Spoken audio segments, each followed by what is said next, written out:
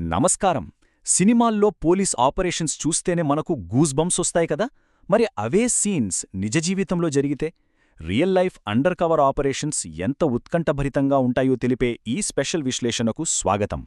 ఒక మహిళా police officer తన ప్రాణాలను పణంగా పెట్టి నేరగాళ్ల చీకటి సామ్రాజ్యంలోకి ఎలా అడుగుపెట్టారో ఈరోజు మనం డీటెయిల్గా తెలుసుకుందాం. నేను ఒక బ్రాథల్ కీపర్గా వెళ్లానో అక్కడ ఒక 2 గంటలపాటు విపరీతమైన టెన్షన్ పడ్డాను.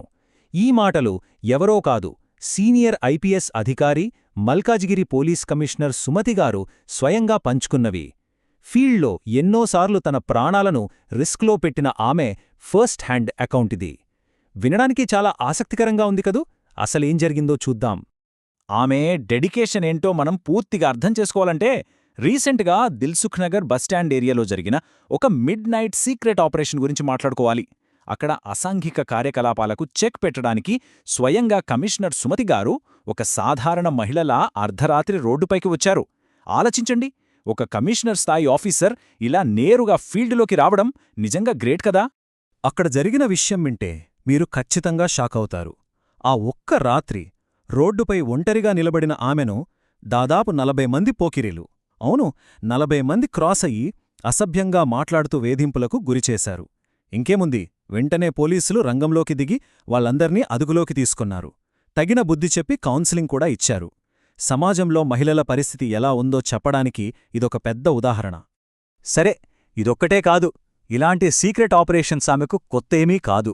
కొంచెం వెనక్కి అంటే 2004లోకి వెళ్తే హైదరాబాద్ కూకట్పల్లిలో హ్యూమన్ ట్రాఫికింగ్, అదేనండి అమ్మాయిలను వ్యభిచార రొంపిలోకి దించే ఒక భయంకరమైన ముఠాను పట్టుకోవడానికి ఆమె ఒక డేంజరస్ స్టింగ్ ఆపరేషన్ చేశారు.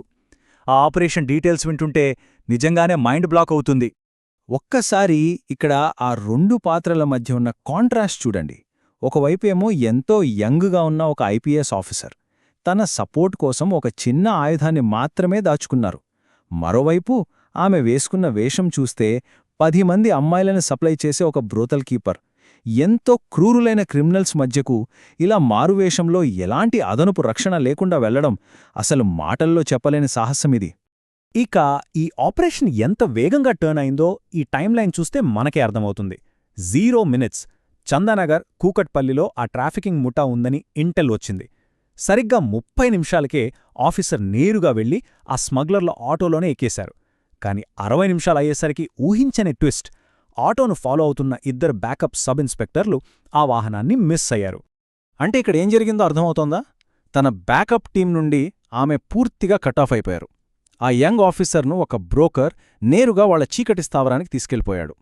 ఒక్క క్షణం ఊహించుకోండి, చుట్టూ అంతా క్రిమినల్స్, టీమేమో లేదు. కేవలం తన ధైర్యం, ఆ దాచుకున్న ఆయుధం తప్ప మరొక ఆప్షనే లేదక్కడ. ఇక ఆ ట్రాఫికింగ్ హబ్లో జరిగిన స్టాండ్ ఆఫ్ అయితే పక్కా సస్పెన్స్ థ్రిల్లర్ లాగానే ఉంటుంది. లోపలికి వెళ్లగానే 3 లావుపాటి మహిళా ఆర్గనైజర్లు ఎదురయ్యారు. వాళ్లతో పాటు మరికొందరు సప్లయర్స్ కూడా ఆమెను చుట్టుముట్టారు. ఇక్కడే అసలు ప్రాబ్లం వచ్చింది. ఆ క్రిమినల్స్కి వెంటనే అనుమానం వచ్చేసింది. ఇంత యంగ్గా ఉన్న అమ్మాయి నిజంగానే బ్రోకరా అని వాళ్ళు డౌట్ పడ్డారు. ఆ టైంలో ఆమెకు ధైర్యమిచ్చిన ఒకే ఒక్క విషయం తన దగ్గర ఉన్న ఆ ఆయుధం మాత్రమే. మరి అంతమంది క్రూరుల మధ్య పూర్తిగా అవుట్ నంబర్ అయిన ఆ సిచ్యువేషన్ నుండి ఆమె ఎలా బయటపడి ఉంటారు? ఇక్కడే ఆమె తన ప్రెజెన్స్ ఆఫ్ మైండ్ వాడారు. ఆ గ్యాంగ్ను మ్యానిపులేట్ చేసి ఎలా ఎస్కేప్ అయ్యారో తెలిస్తే మీరు నిజంగా ఆశ్చర్యపోతారు. ఇది పక్కా ఒక మూవీ స్టైల్ ఎస్కేప్ అని చెప్పొచ్చు.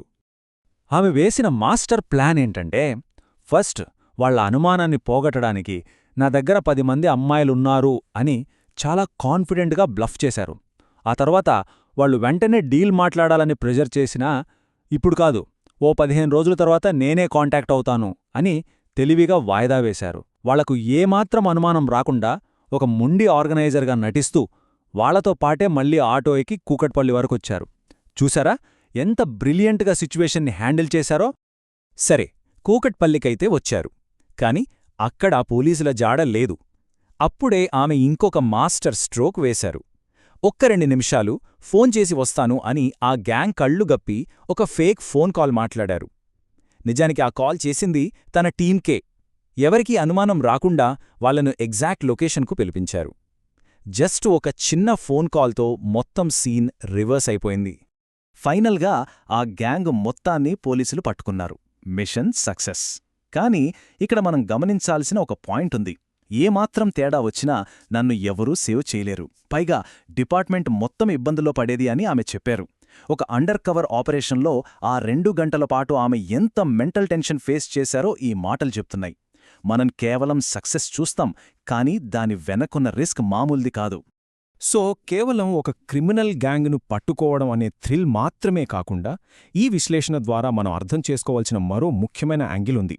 అసలు ఈ నేరగాళ్ల భరతం పట్టాలన్న ఆ పట్టుదల వెనుక ఉన్న పర్సనల్ మోటివేషన్ ఏంటి? ఆమెకు ఆ ధైర్యం ఎక్కడ నుండి వచ్చిందంటారు?